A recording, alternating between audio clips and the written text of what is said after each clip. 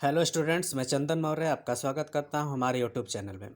तो आज मैंने बहुत सारे स्टूडेंट के डिमांड पे टेंस का वीडियो लाया हूं, क्योंकि बहुत सारे बच्चे ऐसे होते हैं कि उनको टेंस पहचानने में, ट्रांसलेट करने में काफ़ी दिक्कतें आती हैं, लेकिन वो हम उनके एग्ज़ाम में क्या करता है जिसकी वजह से उनके नंबर्स कम आ जाते हैं।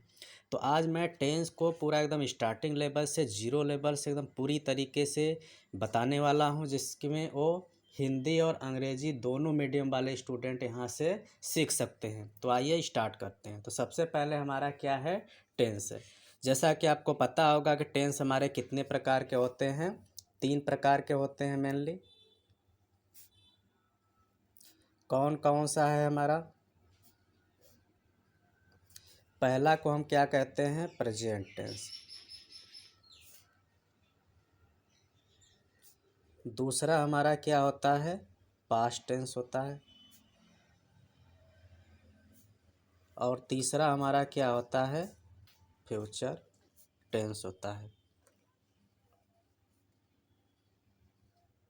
ठीक, ये तो मेनली टाइप्स हो गया टेंस के, कि ये हमारे 3 टाइप्स के होते हैं। अब इन तीनों के भी क्या क्या होते हैं, 4 पार्ट होते हैं। तो सबसे पहले मैं स्टार्ट करता हूँ पहले प्रेजेंट के चारों पार्ट को। अब इसके 4 पार्ट क्या क्या होते हैं,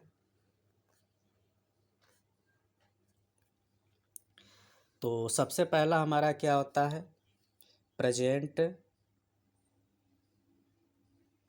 इंडेफिनिट टेंस। पहला हमारा ये होता है। दूसरा हमारा क्या होता है, प्रेजेंट कॉन्टिन्यूअस टेंस। तीसरा हमारा होता है प्रेजेंट परफेक्ट टेंस। और फोर्थ नंबर पे हमारा क्या होता है, प्रेजेंट परफेक्ट कॉन्टिन्यूअस टेंस। तो ये हमारे प्रेजेंट के चारों पार्ट थे।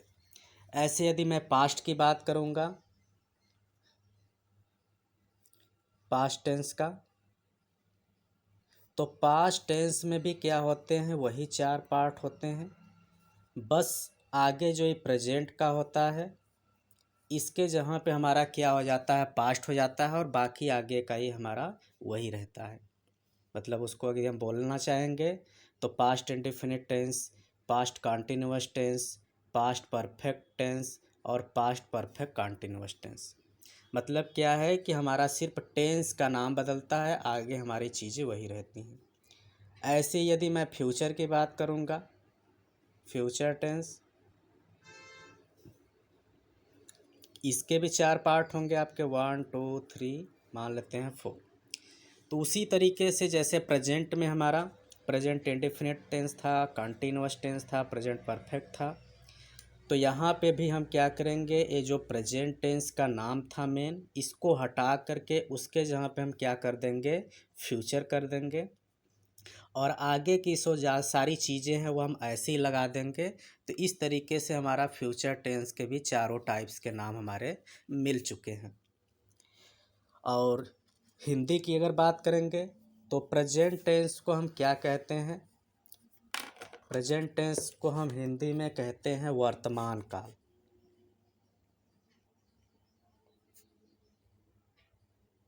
जो इस समय चल रहा है। पास्ट को हम हिंदी में क्या कहते हैं, भूतकाल। भूतकाल का मतलब कि जो बीत चुका है। अब फ्यूचर टेंस का मतलब क्या होता है हमारा, भविष्य काल होता है।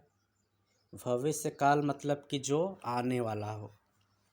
मतलब इस समय जो चल रहा है वह वर्तमान हो गया, जो बीत चुका है वह भूतकाल है, जो आने वाला है वह क्या होगा, हमारा भविष्य काल होता है। तो इतना चीज़ें हमें लग रहा है कि आपको क्लियर हो चुकी होंगी। तो इसके बाद हम आगे चलते हैं पहले टेंस, जो कि प्रेजेंट इंडेफिनिट टेंस का क्या है, पहला जो प्रेजेंट टेंस का प्रेजेंट इंडेफिनिट टेंस है उसको स्टार्ट करते हैं। तो हमने यहाँ पे पहला ले लिया प्रेजेंट इंडेफिनिट का पहला टेंस, जो कि क्या है, प्रेजेंट इंडेफिनिट टेंस है। इसमें हम क्या करते हैं, पहले हम आइडेंटिफिकेशन, पहचान क्या होता है उसके बारे में डिस्कस करेंगे कि किस प्रकार से हम इसको पहचानते हैं कि यह हमारा कौन सा टेंस है। तो पहचान में पहले हम हिंदी में बताते हैं, फिर उसके बाद उसको हम इंग्लिश में भी बताएंगे। पहचान को हम क्या बोलते हैं, पहले आइडेंटिफिकेशन। जैसे हम कहीं पे जाते हैं अपना आइडेंटिफिकेशन बताते हैं, वैसे यहाँ पे हम टेंस को देखेंगे किस प्रकार से हम उसको पहचानेंगे कि वह कौन सा टेंस हमारा है। तो स्टार्ट करते हैं। जैसे जब किसी वाक्य के अंत में, जैसे हमारे पास कोई वाक्य है, वाक्य के अंत में क्या क्या दिया हो, ता है, ती है, ते है, अगर इस प्रकार का शब्द लगा हुआ है इसका मतलब कि वो हमारा कौन सा टेंस होगा, प्रेजेंट इंडेफिनिट टेंस होगा। अब ये तो हमारा हो गया पहचान की बात। अब उसको बनाने के लिए हमको रूल चाहिए, और इंग्लिश की भी पहले हम आइडेंटिफिकेशन बता देते हैं। अब इंग्लिश मीडियम के लिए हमारा ऐसे हिंदी में नहीं लिखा हुआ रहता है, तो वह सीधे सीधे क्या करते हैं, इंग्लिश से ही पहचानते हैं। तो पहले हम यहाँ पे रूल को बता लेंगे, फिर रूल के बाद हम बताएंगे किस प्रकार से इंग्लिश में हम अगर वर्ड दिया हुआ है तो कैसे हम उसको आइडेंटिफाई कर पाएंगे कि वह हमारा कौन सा टेंस का है। तो रूल में हमारा पहला क्या है, रूल हमारा फर्स्ट हम लेते हैं सबसे पहले अफर्मेटिव सेंटेंस। अफर्मेटिव सेंटेंस का मतलब क्या होता है, साधारण वाक्य। साधारण वाक्य मतलब कि वो नॉर्मली हमारा स्टेटमेंट होता है।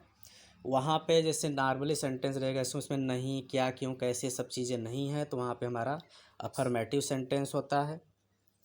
तो उसको हम देखते हैं। तो यहाँ पे हमारा जो सिंगुलर, सिंगुलर का मतलब क्या होता है,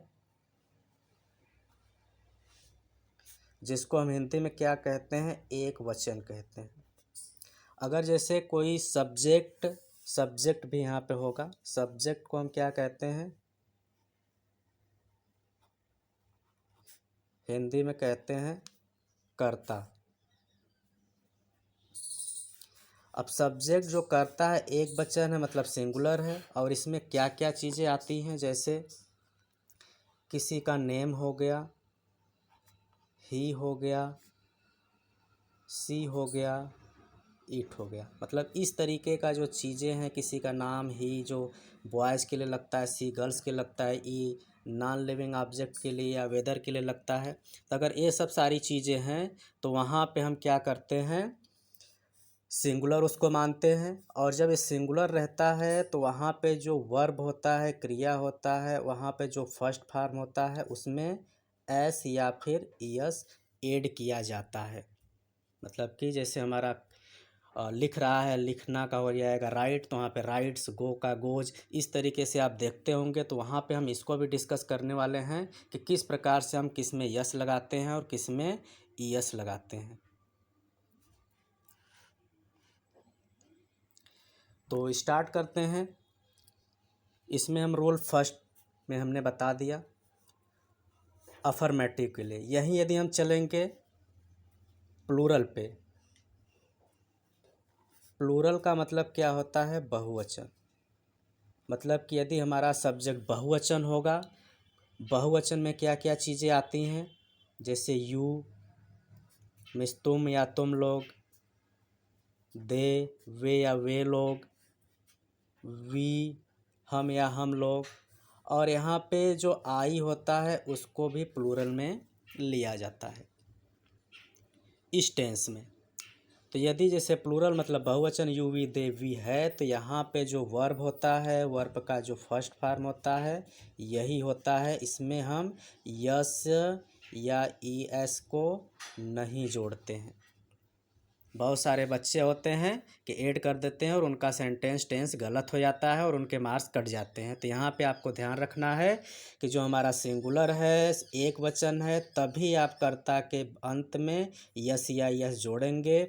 जैसे ही प्लूरल या बहुवचन आ जाता है, मतलब कर्ता यू, दे, वी या आई आ गया, तो वहाँ पे सिर्फ और सिर्फ हम वर्ब के फर्स्ट फॉर्म का प्रयोग करते हैं, यस या यस को नहीं जोड़ा जाता है।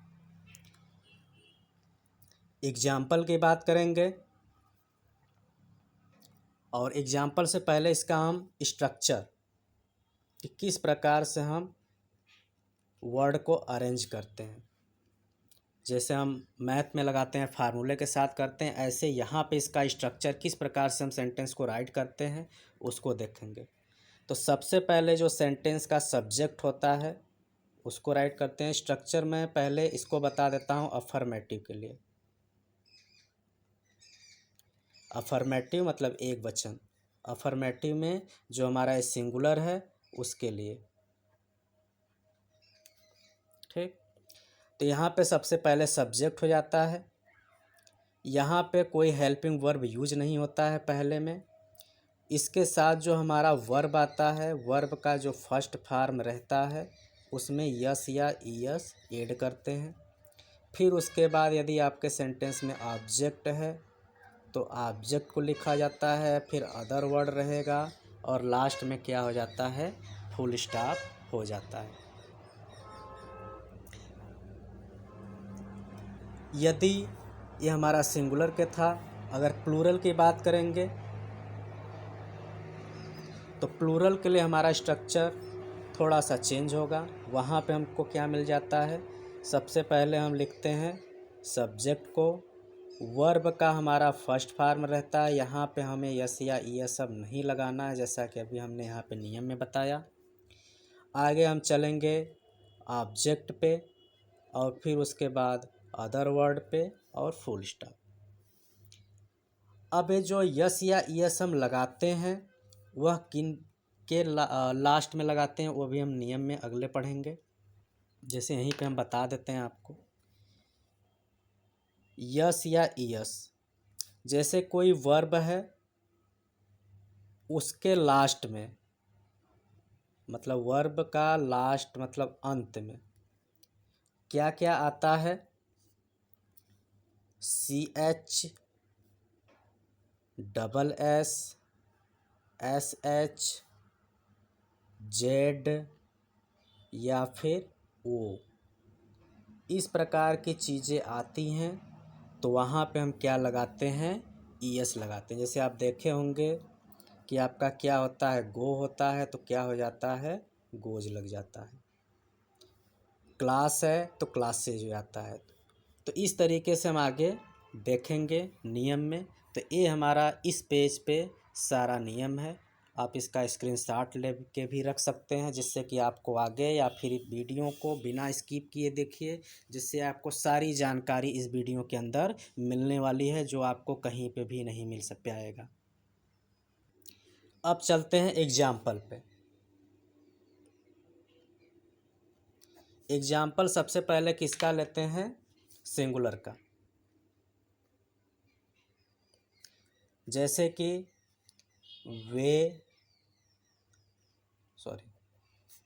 वह रोज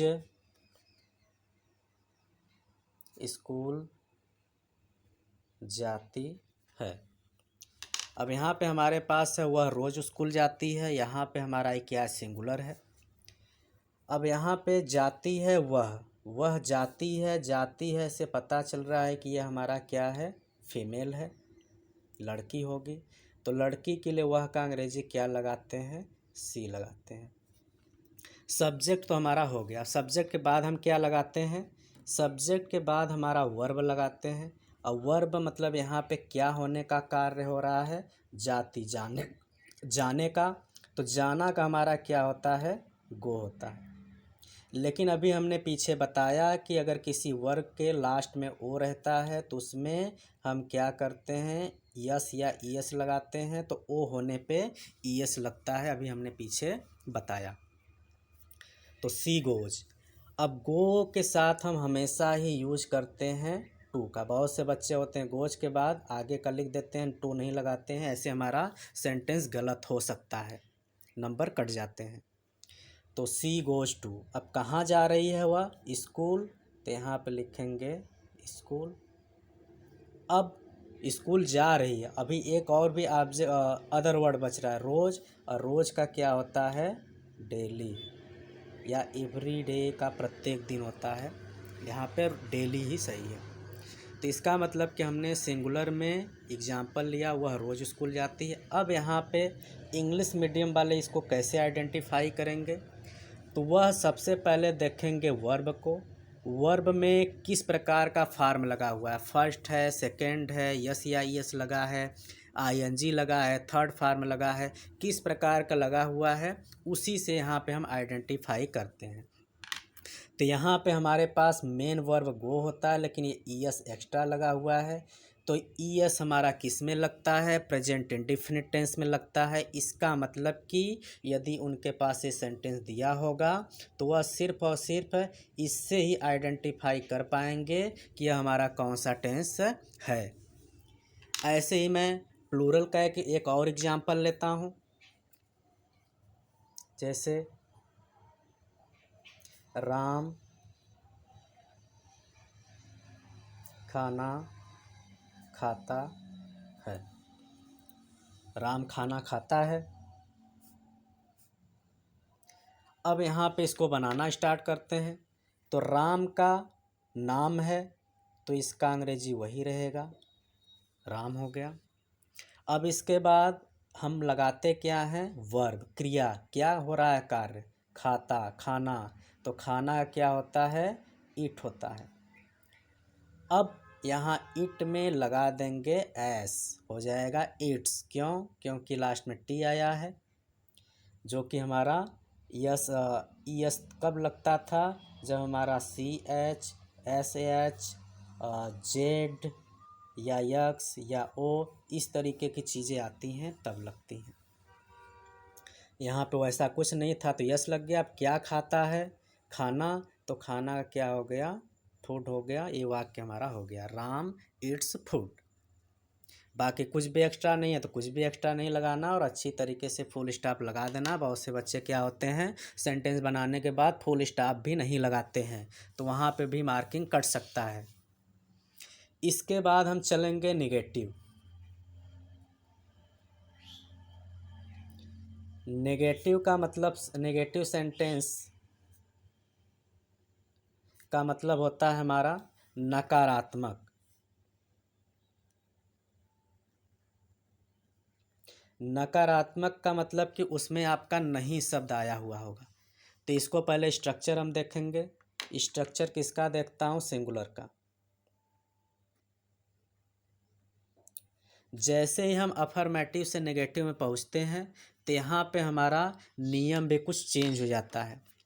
सबसे पहले यहाँ पे जो यस या यस पहले लगाते थे वो नहीं लगाएंगे, मतलब कि जो हमारा सिंगुलर होगा उसमें वर्ब का सिर्फ फर्स्ट फॉर्म ही अब यूज होगा। देखते हैं यहाँ पे स्ट्रक्चर में। सबसे पहले हमको लिखना पड़ता है सब्जेक्ट। सब्जेक्ट के बाद अब इसमें एक चीज़ और भी ऐड हो जाता है, हेल्पिंग वर्ब। सिंगुलर के लिए हेल्पिंग वर्ब में क्या लगता है? डज लगता है। इसके बाद हम क्या लगाते हैं? वर्ब का फर्स्ट फॉर्म लगाएंगे। फिर उसके बाद ऑब्जेक्ट रहेगा। फिर उसके बाद भी कोई वर्ड बच रहा है तो अदर वर्ड लगा के फुल स्टॉप लगा देते हैं। और एक चीज़ यहाँ पे एक हमारा छूट रहा है, नकारात्मक है तो यहाँ पे नॉट भी, मतलब डज नॉट। ठीक, क्योंकि नहीं शब्द अभी आना चाहिए तो नहीं आएगा तो ये लगेगा। एग्जाम्पल भी इसका देखते चलते हैं साथ ही साथ। जैसे राधा गाना नहीं गाती है। तो राधा गाना नहीं गाती है, तो इसका यदि हम बनाएंगे तो क्या बनेगा? राधा नाम है तो सबसे पहले इसका अंग्रेजी ही बना लेंगे, राधा। अब सब्जेक्ट सिंगुलर है तो यहाँ पे फर्स्ट फॉर्म यूज होता है प्लस हेल्पिंग वर्ब, सहायक क्रिया क्या लगता है, डज नॉट का प्रयोग किया जाता है। इसको हम क्या कहते हैं, हेल्पिंग वर्ब, सहायक क्रिया।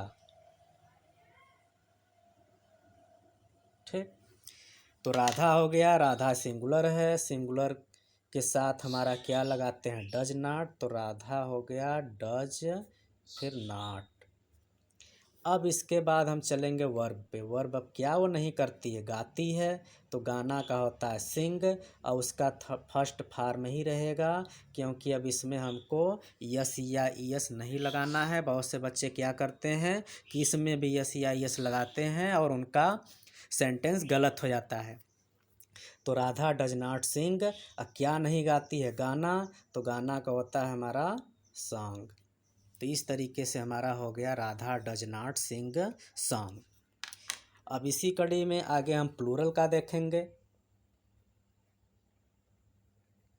प्लूरल में जो हमारा हेल्पिंग वर्ब होता है वह क्या होता है, डू नॉट यूज होता है, और वर्ब का हमारा फर्स्ट फॉर्म ही प्रयोग किया जाता है। तो इसके बाद हम इसका एग्जाम्पल के पहले हम इसका स्ट्रक्चर देखते हैं, क्या स्ट्रक्चर होता है। स्ट्रक्चर की बात करेंगे तो सबसे पहले हमारा सब्जेक्ट ही होगा।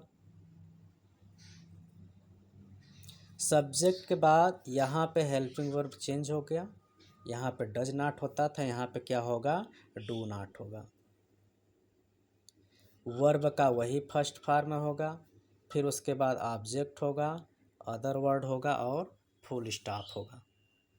ये हमारा हो गया इसका स्ट्रक्चर। एग्जाम्पल देखते हैं। एग्जाम्पल जैसे अगर मैं लूँ, वे लोग तालाब में नहीं तैरते हैं, तो वे लोग तालाब में नहीं तैरते हैं, तो वे लोग का अंग्रेजी क्या होता है, दे होता है। और दे हमारा प्लूरल है, इसके साथ हेल्पिंग वर्ब क्या लगेगा, डू नॉट लगेगा। डू हेल्पिंग वर्ब हो गया, नहीं के लिए नॉट लग गया। अब इसमें वर्ब क्रिया क्या हो रहा है, तैरने का, तैरने का क्या होता है हमारा, स्विम होता है। अब कहाँ नहीं तैरते हैं, तालाब में, तो में का होता है हमारा इन द पॉन्ड। तो इस तरीके से हमारा ये हो गया नेगेटिव सेंटेंस का सेंटेंस कंप्लीट। तो आई होप आपको समझ में आ रहा होगा। आगे चलते हैं। नकारात्मक के बाद हमारा प्रश्नवाचक वाक्य आता है, अब उसको भी देखते हैं किस प्रकार से हो रहा है। तो आगे हमारा क्या, इंट्रोगेटिव सेंटेंस। 3 पार्ट होता है, पहला हमने अफर्मेटिव पढ़ा, नेगेटिव पढ़ा, अब इसके बाद पढ़ने वाले हैं इंट्रोगेटिव।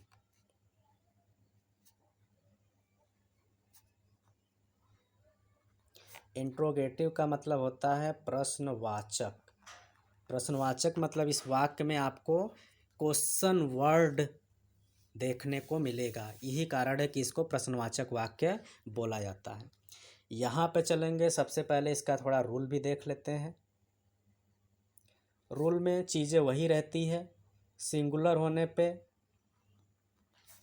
वर्ब का डज का प्रयोग होता है। अब यहाँ पे अगर नहीं रहेगा तो नॉट भी लगाएंगे, नहीं तो सिंगुलर के लिए हेल्पिंग वर्ब हमारा डज लगता है, और प्लूरल के लिए क्या लगता है, डू लगता है, और वर्ब का हमारा फर्स्ट फॉर्म ही रहता है। ये हमारा रूल हो गया। अब इसका स्ट्रक्चर करेंगे। अब स्ट्रक्चर में चलेंगे तो हमारा इंट्रोगेटिव हमारा 2 टाइप्स का होता है। फर्स्ट टाइप क्या होता है, जब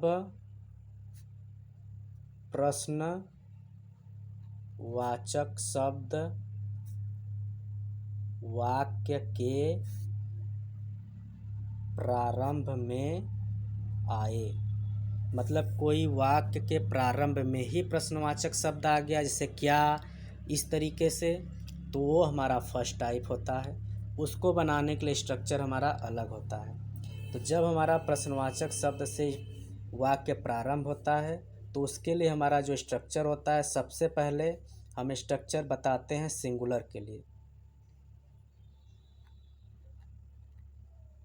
सिंगुलर के लिए हमारा जो हेल्पिंग वर्ब डज लगता है वो हमारा आ जाता है पहले, फिर उसके बाद हमारा आता है सब्जेक्ट आता है, फिर वर्ब का हमारा फर्स्ट फॉर्म होगा, ऑब्जेक्ट होगा, अदर वर्ड होगा और लास्ट में क्वेश्चन मार्क होना ज़रूरी है क्योंकि प्रश्नवाचक शब्द चल रहा है। इसी के साथ इसका एक एग्जाम्पल भी देखते चलते हैं और अच्छी तरीके से समझ में आएगा। जैसे एग्जाम्पल हो गया हमारा, क्या वह पानी पीता है। क्या वह पानी पीता है, क्या से प्रारंभ हुआ है तो इसकी अंग्रेजी को हम नहीं लिखते हैं। सबसे पहले सब्जेक्ट देखेंगे, सब्जेक्ट हमारा क्या है, सिंगुलर है, तो इसके साथ हेल्पिंग वर्ब में क्या लगता है, डज लगता है, तो सबसे पहले हमको लिखना पड़ेगा डज। उसके बाद सब्जेक्ट आया है, सब्जेक्ट वह का अंग्रेजी होता है ही। वर्ब क्या कर रहा है, पीता, पीना क्या होता है, ड्रिंक होता है।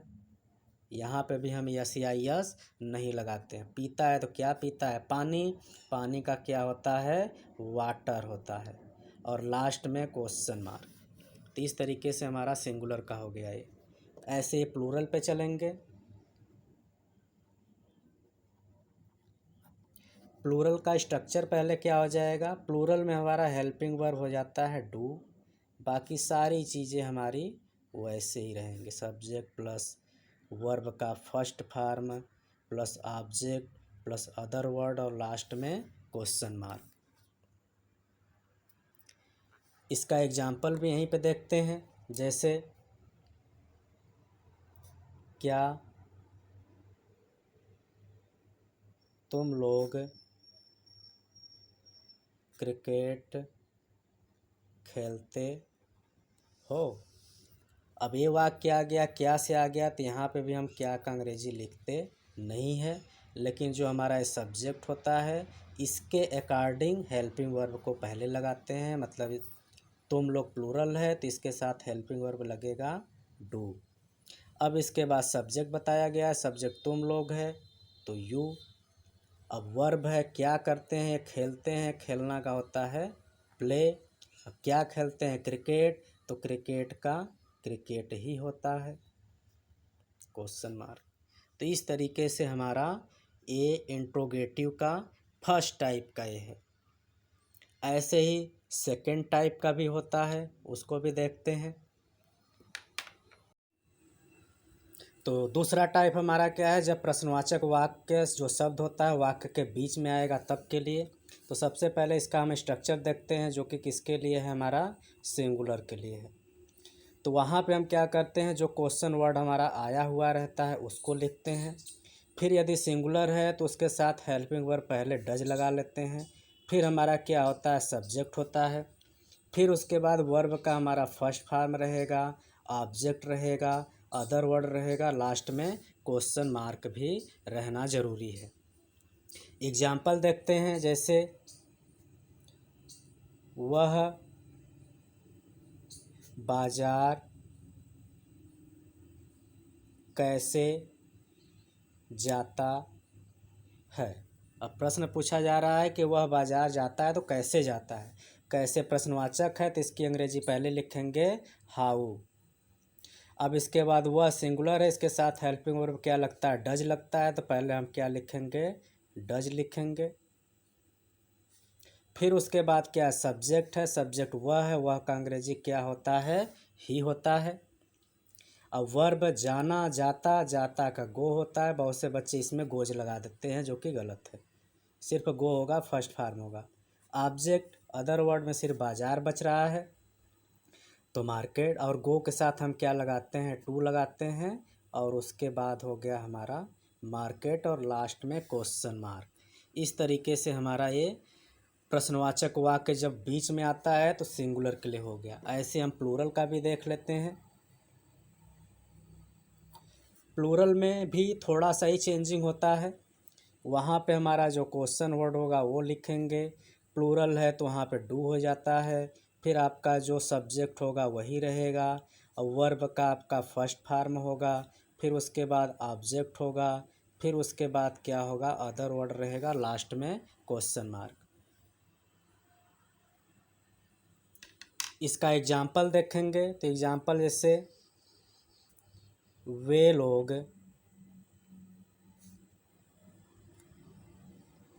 क्यों फुटबॉल खेलते हैं। वे लोग क्यों फुटबॉल खेलते हैं या फुटबॉल क्यों खेलते हैं, तो क्यों आ गया तो यहाँ पे हो जाएगा इसका वाई। वे लोग के साथ क्या लगता है, डू लगता है। वे लोग का अंग्रेजी क्या होगा, दे होगा। वर्ब क्या है, खेलना, खेलना का हो गया प्ले। और फिर अदर वर्ड में या ऑब्जेक्ट में क्या बच गया हमारा, फुटबॉल। तो फुटबॉल का हो गया FOOTBAL, ये हो गया क्वेश्चन मार्क। तो इस तरीके से हमने यहाँ पे प्रेजेंट टेंस का जो पहला पार्ट था क्या था, प्रेजेंट इंडेफिनिट टेंस था, उसको हमने सारा देख लिया। आई होप आपको वीडियो पसंद आया होगा, इससे आपके बहुत सारे कन्फ्यूजन दूर हुए होंगे। तो हम अगली कड़ी में लाने वाले हैं